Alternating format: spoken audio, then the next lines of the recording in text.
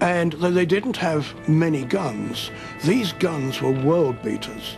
They were super heavy, fast-firing, high muzzle velocity cannon. You only needed one hit and you probably had scored. By 1944, the Red Air Force is on the offensive, and Luftwaffe bombers are no longer capable of threatening Moscow. Stalin decides that the Strahler is no longer needed, and Moskaliev's design workshop is closed down by the secret police. The supersonic rocket fighter is abandoned, and Moskaliev is lucky to escape with his life. Yet, despite the constant danger of being arrested if you have radical ideas, Soviet aircraft designers go on to propose unorthodox solutions to problems. Even by today's standards, their ideas are astonishing.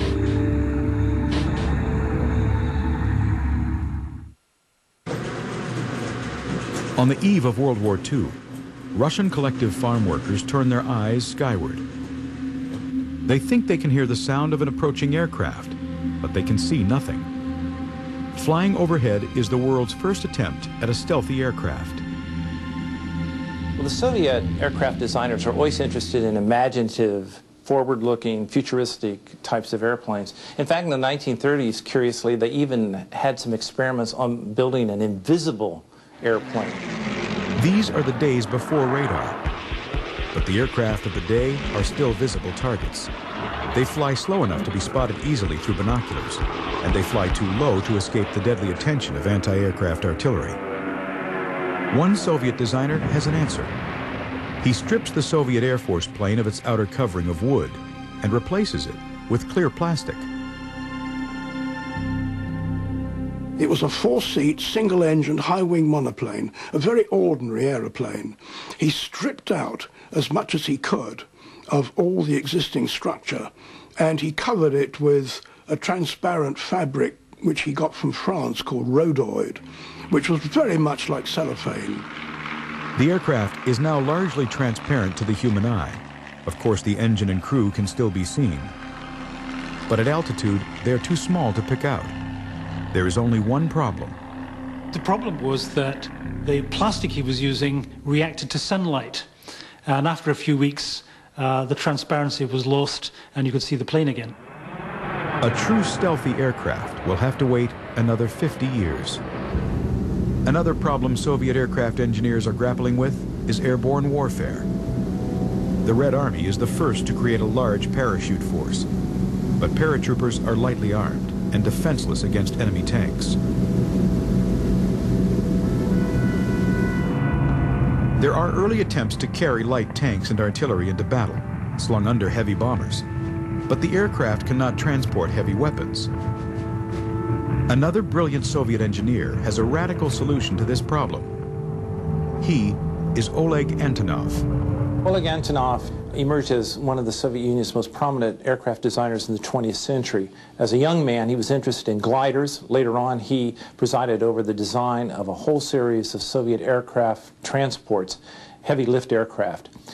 Perhaps his most unusual project was a so-called flying tank, where they attached wings to literally a tank and used it as a flying machine.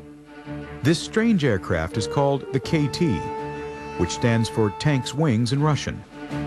A T-60 tank provides the fuselage of the unit, with the tank's tracks being the landing gear. A biplane wing made of wood and fabric is attached, together with a pair of tail booms for stability.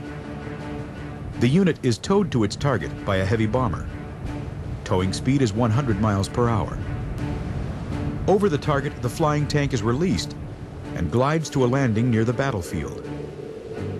The wings are dropped as soon as the tank lands. The tank can then move instantly into combat.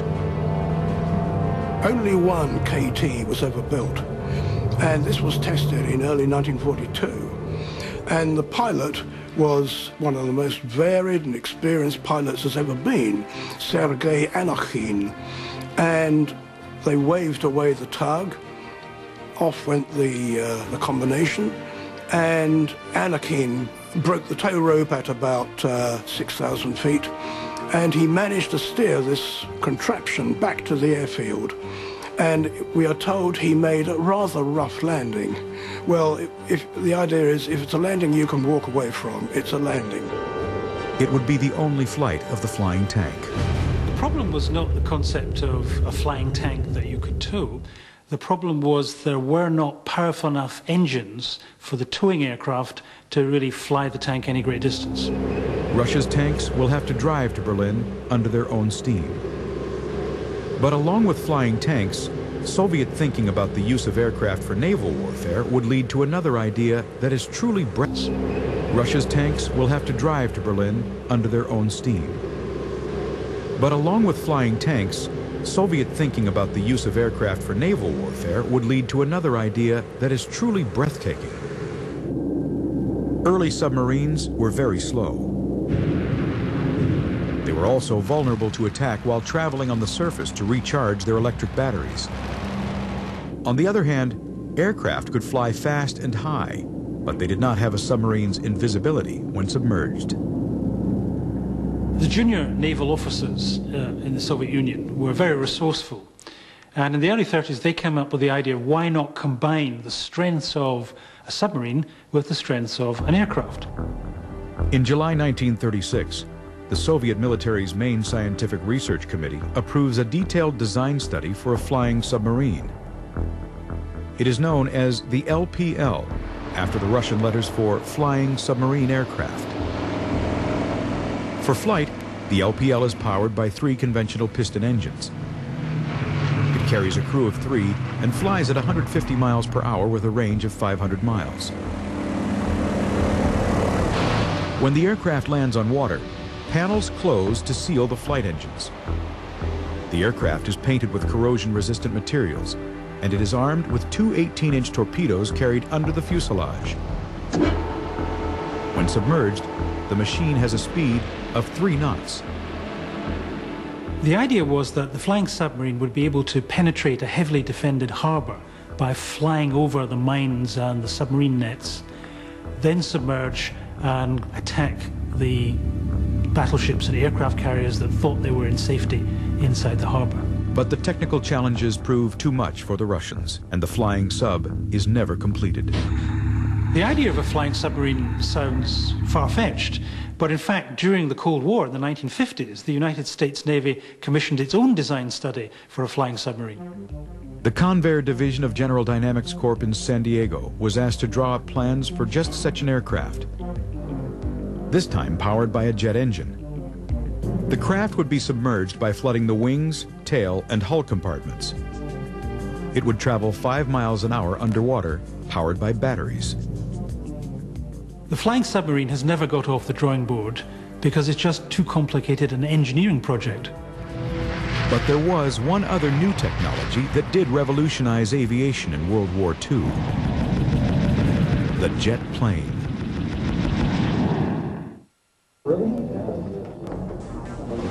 In the 1930s, Soviet aircraft designers realized that to attain greater speeds, they will need to develop new kinds of engines.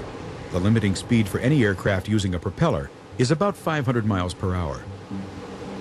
Soon, the Soviets lead the world in the development of the ramjet.